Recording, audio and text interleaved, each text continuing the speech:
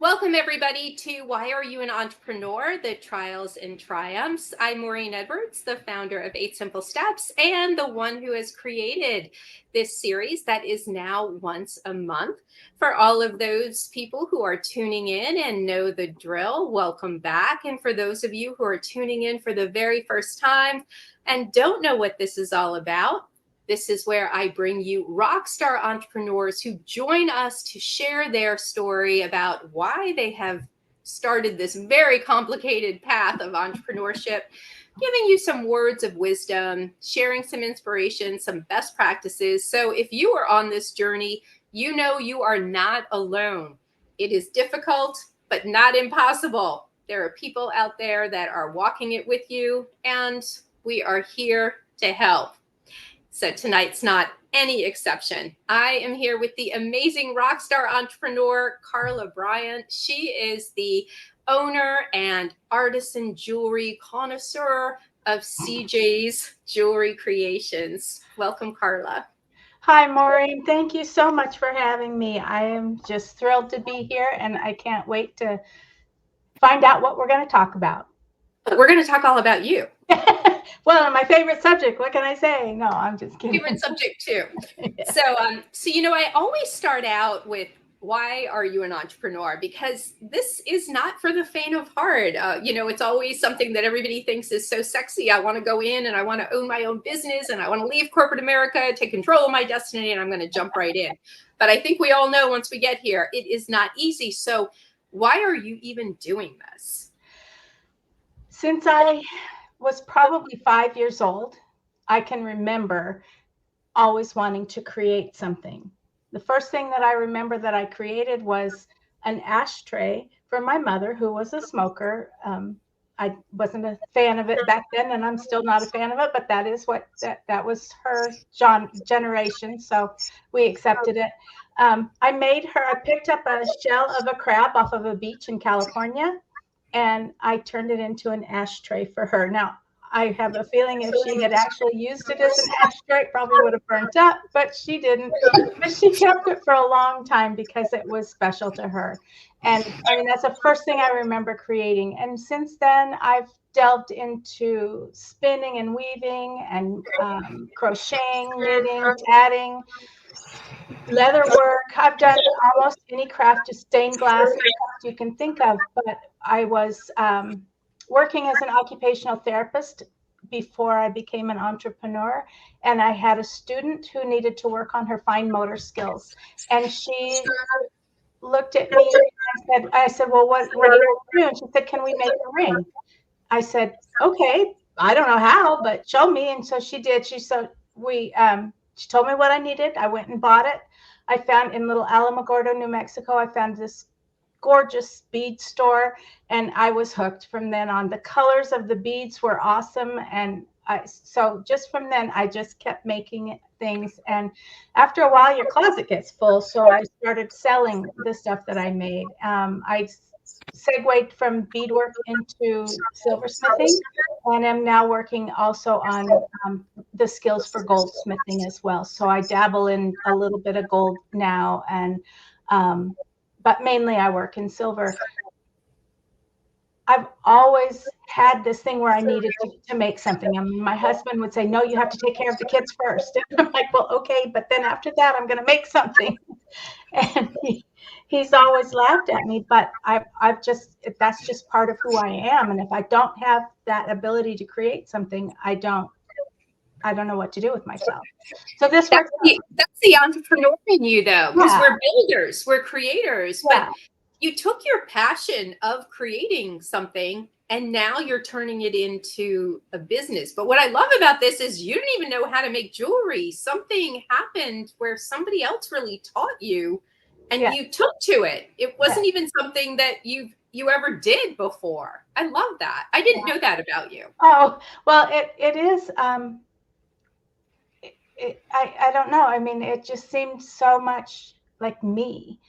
You could, I don't want to say, I like to create. I believe that's part of God's spirit in me that helps me to do that.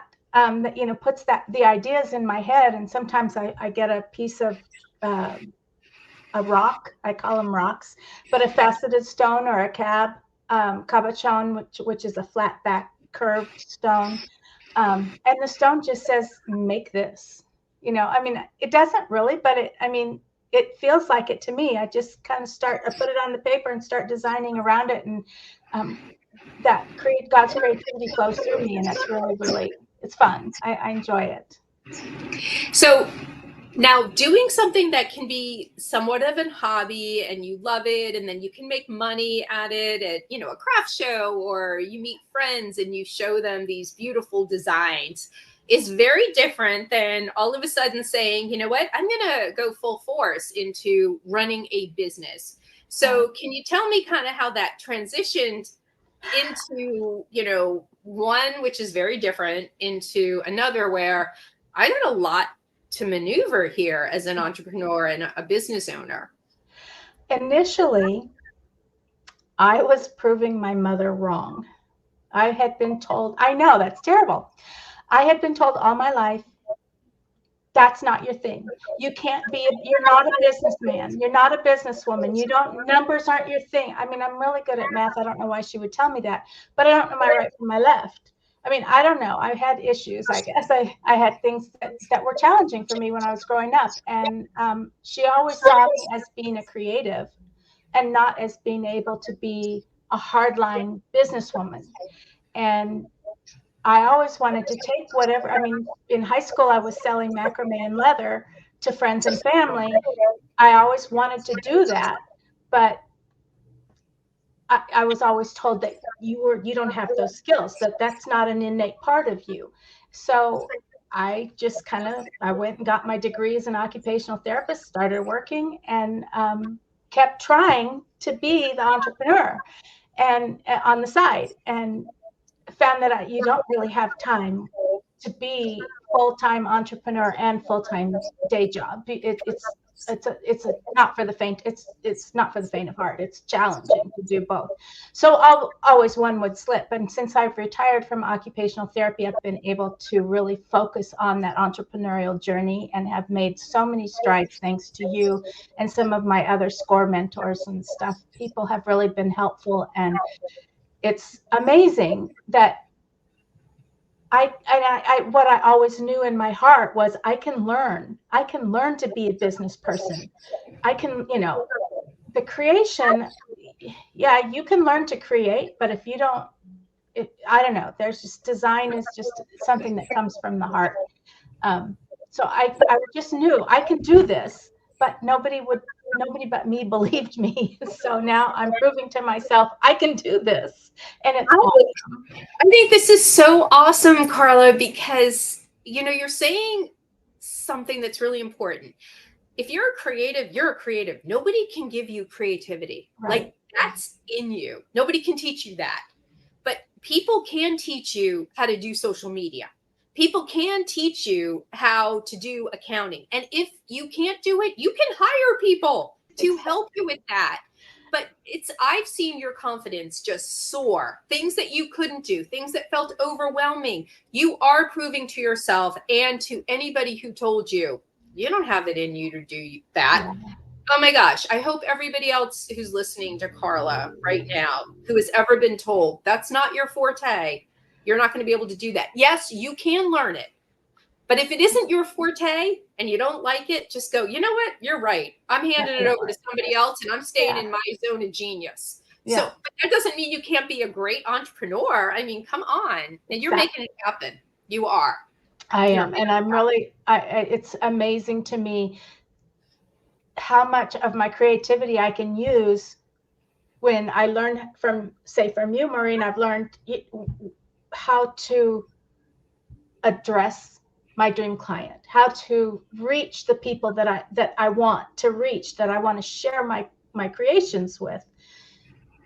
I've learned that, but then it's like that creativity comes in, and when I'm starting to do it, it's like I take it and run with it. Right. And it's amazing the things that you can do if you stop letting people put you in the box. If you can allow yourself to get out of the box, it's really, my we had a saying in our school when I worked as a therapist, and it was, it always seems impossible until it's done. Mm-hmm. And getting to that done part is amazing. It is so much fun. And sometimes I just take off half a day and just say, I did it, Yeah. and just to celebrate and just take a little time off from the next, starting the next project. It's really, it's nice. It's You can do that. celebrating the wins. I mean, that's probably the best advice out there is celebrating the milestone. Like you did a carousel on social media. You never knew how to do it before. You maybe YouTubed how to do it, you learned from maybe an accountability buddy. And when you did it, you can check that box off. And what has been your greatest challenge, have you felt, as an entrepreneur? I mean, doing everything is a challenge, but you specifically, what would you say has been probably the biggest thing you've had to overcome, and you've overcome it? I think, oh my gosh, there's so many things. I think the hardest one for me to overcome is realizing that I'm not necessarily, I'm not necessarily who everybody else thinks I am. I don't know if that makes sense. But if you get told enough times that you're not good at something, you can say to yourself, okay, I want to try it anyway. Okay, I might not be good at it, but like you said, let's try it and see where it goes. I think overcoming for me, I build who I am based on, or I have been in the past for 69 years, building who I am based on what other people think, who other people think I am, not who I am, what they think I am. So being able to break free from that and say, okay, you see me this way, but I know this. And so I can follow those dreams because I realize I don't have to be stuck in that box that somebody else put me in, because I don't. Always listen to yourself. And if you know something, and go for it. If it doesn't prove out to be right, what's the harm? I mean, no harm, no foul. So, go for it. So I think that's what's been the hardest for me to overcome is myself. I know that sounds crazy, but what the limits I put on me based on what erroneous thinking, I guess, is the best way to put it. As far as challenges, day-to-day challenges that I've overcome, things like being able to write an ebook. Okay. Yeah. The first one, it took me a long time. I mean, well, I think 3 weeks of doing nothing, but that seemed like a long time to me. Really, it wasn't. It wasn't 6 months. But I did it. I got it done. It's done. And it will be available soon if anybody's checking it out and you want to know a little bit more about jewelry styles. Watch for it, because it will be coming onto social media pretty soon. I will say, I was so proud of you for somebody who had never done an ebook. It's very intimidating for a lot of people in digital marketing, in taking that on. And, you were trying to build your email list. When you're an entrepreneur, the most important thing is to build an email list so that you can nurture customers. And we're like, we got to create a lead magnet. So you created an ebook. It's the most beautiful ebook with gorgeous pictures of your jewelry and all these different jewelry styles that people can determine, which one's right for them. And I was like, Carla, this may have taken you a little bit of time, but this finished product is really incredible. Kudos to you for something you never did. You worked really hard, and now you have a tangible product that you're going to put out there to introduce people to yourself, collect emails. I mean, very few entrepreneurs would take that on. So these are the wins that I want people out there to celebrate. And that's why I've said to you, celebrate something like that was so foreign to you. Yeah. When I first met you, that was something I don't even think was on your radar. And I know the next one will be easier. The next one, yes. It better be. It won't take me 3 weeks. And that was just writing the ebook. Then figuring out how to build a landing page and getting it ready to be able to send it to people in an email, that took another week and a half. So, I mean, in the grand scheme of life, that's not that long. And so you can just be happy that. And so I took a couple of hours off this week, just going, oh, I did it. I'm so proud of myself. I did it. Yeah. So, And the next time it's going to as go like quick as that. that. Exactly. Yeah. And all of those skills that you learn as you're trying to do something you've never done before, Yeah. you figure out that there's other places you can use those skills. Like looking at, making those pages and putting them in the pictures and the words and the taught me skills that now it makes social media posts so much easier to write and create, so, and faster. So everything builds onto each other. And I mean, yeah, you can just outsource all that. You can. I mean, people, if you have money and you can do that, you can outsource those things. But I think you're doing a little bit of a disservice if you don't, for yourself, if you don't learn how to do those things and how to become good at some of the things that you don't like to do or that take a lot of time. I mean, I like to get on the bench and sometimes it gets in the way, but as I get and do more and more and more of the things that have been challenging for me, I find they're not so challenging at all. Good point. Because even though it may not, I think even though it was scary, it was something that's not your forte. You didn't come from a marketing or a digital thing. You didn't grow up in the digital revolution, right? The generation. So let's call it what it is. So it's not so intuitive, right? So there were some definite challenges, but as entrepreneurs, we need to know at least the questions to ask a vendor. What are you going to be doing? What outcomes should you be having? So I do think every entrepreneur, regardless of their skill level, needs to at least sit down and know some of the ins and outs on social media, putting their page up, being able to post, understand a few metrics, setting up an email page. You know what I mean? I absolutely think they need to understand the basics and the accomplishment they will feel, because owning a business today, they can't not do that. So I think that's really, really important, that even if you need to outsource it, and I think a lot of people still do, at least know how to do it, even if you're not going to be doing it. So very, very important. Yeah. It's like when you learn the family business, you learn the family business from the bottom. Right. You don't start as the CEO. I mean, I don't know. How can you run a company if you don't know how the company runs? Right. So I think those are some good things to do. The other thing that doing it yourself and having that feeling of accomplishment does for me is in the low periods when I'm trying to do something and I feel like I'm beating my head against the imaginary computer wall. When it's not working, I can go back and say, I did this. I did that ebook. I can do this landing page. I did that landing page. I can do these social media posts in less than 10 days. I mean, I'm just saying, I'm making stuff up a little, exaggerating a little bit, but you use those things accomplishments that you have accomplished, and you move and you use them to help you through those low ebbs, because things go up and down. I'm sorry, I'm Italian. I talk with my hands. This is very good. And hands go flying. But sorry. But yeah, you use those happy times to help you through the low times and to get you through.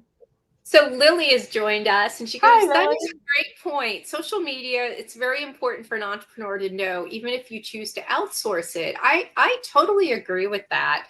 And a lot of people don't know necessarily what is going on with their social media, and they don't even know what to ask vendors. They don't even know, how did you get those outcomes? Yeah. And they may not be seeing outcomes and ask why and be paying a lot of money for things because they didn't know the right questions to ask or understand it. So, and Carla, I think you're right. It's like the family business. Shouldn't you know all the operations of things, even if you're not doing all the jobs? So really, really good point. So why do you think some people in entrepreneurship they try and take on everything, and they don't outsource some things. I mean, they may be learning every part of it, but they never outsource even as they grow. They still have their hands in everything and do not stay in their zone of genius. They know how to do it all, right? But they shouldn't be doing it all. Why do you think some have not moved it on? I think for me, and the only way I can like put it into perspective for me is control. I'm the if I'm going to outsource my social media, excuse me, and I don't stay on top of what they're doing, they may not, I might be spending money on social media that isn't actually reaching my customers, and I'm not going to end up making money. So if I'm doing it myself, or at least having the opportunity to approve the things that are going out, it's the bottom line. The buck stops with me. And if I don't make money, it's on me. But I want to be able to be them. I don't know how to quite say this. It's not so much that I want to like say, oh, I'm so wonderful, I made all this money. That's not it at all. It's that the responsibility is mine for my business. And so I want to have some measure of control on the different things that we do. If I pay somebody $500 to do a photo shoot on my jewelry and they've never photographed jewelry before, I get horrible pictures back. I've just spent $500 and then still have to do it myself because I know how to take pictures. Jewelry is very hard to photograph because it's so reflective. And so it's just challenging. But if I do it, I can right then make that decision. That's not a good picture. Let's do it again. It's not a good picture. Let's do it again. Oh, that one's great. Let's put that in the save pile. So I think it's asking the right questions, though, Carla. I think this is where I've actually heard a lot of entrepreneurs say exactly what you're saying is, I hired these people and I didn't get what I expected. But I say, ask the right questions. yes. Are you a wedding photographer? A branding photographer? Have you ever photographed jewelry? Well, I can photograph anything. Well, no. Right. No. Have you done this? Like, are you a product photographer? Right? Exactly. Then you're going to be unhappy. Absolutely. And that goes back to my other point of knowing how to do the things you do. Because if I didn't know how to take jewelry photos, if I hadn't done a little bit of, and that's one of the nice things about being, having a day job. I didn't have time to make jewelry, but I definitely had time to watch videos. So I learned a lot of stuff about like product photography and how to photograph, and within that, photographing jewelry. And so I know, and I can do it myself, but now I know what kinds of things to ask, or I can go on set with them and help them with, okay, let's get a reflector here, or let's get a diffuser there, so we can keep, we want to have that little glint in the diamond, but we don't want to have this great big huge white thing in the middle of the ruby. So you have that ability. You don't have to do it yourself, but you can help them learn to help you. And yeah. And that's nice. So I'd like for you to share who is your ideal person that you create these beautiful jewelry pieces for. I'd like to know, who is it that is your ideal customer? The ideal customer for me would be the woman. Okay. And I say that not because she's the one that's going to be buying necessarily. She might be buying, but it also might be her husband that's doing the buying. It's hard to say. But it will be someone who is, because I make unique, one-of-a-kind designs. I put a lot of time and effort into them. I do them by hand. At this point in time, I do them from scratch. So I take a piece of silver, flat silver, and I turn it into a three-dimensional object, a beautiful piece of jewelry. So I want my ideal client understands that and understands the artistic endeavor and the craftsmanship involved in a one-of-a-kind piece of jewelry, a one-of-a-kind creation. She's not going to be somebody who wants to go to Walmart and just buy something off the shelf. She's going to be somebody who prides herself in her individuality and professionalism, and goes and finds the things that speak to her soul, and speak to her, so that when she wears that jewelry, she gets a feeling of confidence. She gets a feeling of, I can do this. I can go talk to my boss about a raise because I've got that piece that Carla created for me. She has that confidence and that ability. She can go into a room full of people and know that she'll stand out because she's wearing beautiful jewelry that complements her style and complements her outfit to such a degree that no one else has it. No one else has that. I mean, she's not going to walk into a store and see the same necklace on somebody else. It's not going to happen. Her that cocktail ring is not going to be the cocktail ring that Susie over there has on, because they both bought it. They didn't both buy it at Kay's Jewelers. They, right. They might both love rubies, or sapphires, but the sapphire that came from the cocktail ring that came from CJ's will have that individualness to it, where the sapphire that comes from Kay's Jewelers is going to have, I mean, it's still beautiful and it's a well designed and well made piece, but it has a look that's somebody else.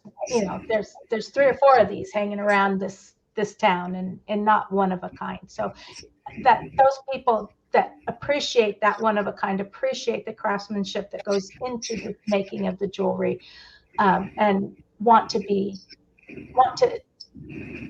embrace their individuality and keep them, let people know who they are by their style and their, sorry, I can't think of the word, what they wear and how they present themselves to the world. I love that. And I love that, your tagline, if you want to call it, is, jewelry brings out the awesome in you. And I truly believe your one-of-a-kind designs do that for people. You. And so I would like for you to share how people can contact you for a one-of-a-kind piece. And I know that you have, Mother's Day is coming up for all of you out there who want to find something beautiful for your mom. So can you let people know how to reach out to you? The easiest thing is my website. I'm sorry, I don't know how to do StreamYard. I'm sorry. That's okay. Go ahead. I can put them in the chat if I can figure out how to do the chat. That's okay. I'm going to go ahead. Okay. My website is probably, it's a good place to start, because you can see, you can go to the shop and see different pieces that are available. And then if you like something, you can obviously click on it and purchase it. The website, do you want me to tell you what it is? And you can type tell me. Okay. Just go ahead. Just tell me. It's cjsjewelrycreations.com. Of course, it has all the HTTPS and the wwws and all that too. But and then Facebook is another place where you can find me. Facebook and Instagram. Facebook is Carla Jean Bryant it's facebook.com/Carla Jean Bryant. And then Instagram is instagram.com CJ's Jewelry Creations. And then I have started a little bit on LinkedIn as well. So you can look for me there, LinkedIn/company/CJ's-jewelry-creations. All right. It's a mouthful there. So I sent everybody your website out there. We have the recording here where they'll be able to find you, obviously, on Instagram, LinkedIn, and Facebook. I do know that you have a Mother's Day sale that will be on your website for everybody out there. And this amazing ebook that we have been talking about that is incredible. You will all have to pick that up. And definitely check out Carla's website, because she has some amazing one-of-a-kind things. And when they're gone, they're gone. I just want to let you know. So Carla, I so appreciate you sharing some amazing words of wisdom for people out there. And, you know, what I've really taken from you today is try it, because once you've done it, the feeling is amazing. The confidence muscles that you gain, and checking that off gives you a feeling unlike anything other than you will feel. And celebrate it. Take a few days off and revel in what you have learned. And it is never impossible to learn something that even people in the back of your head have told you you can never do. So don't ever let the naysayers tell you you can't do it. That's ever, right. Ever. So thank you so much for Thank being here you. tonight. I appreciate it. Thank Oh, you. you're so welcome. And for everybody out there, thank you so much for tuning in. We will be back next month with another rock star entrepreneur ready to share words of wisdom, some best practices, and some inspiration for all of you out there. If you need me for anything, you can reach out to me at 8simplesteps.net. If you are doing a lot of marketing out there, you have a strong digital presence, and you find that you are still not converting customers and making your financial goals, I always say you don't have a marketing problem. You have a messaging problem. Let's talk about how we can turn that around. The process is not that hard to fix. All right. I will see everybody in a month. And thank you so much for tuning in. Thanks again, Carla. Thank you so much. It's been so much fun. All righty. Take care, everybody. Ciao.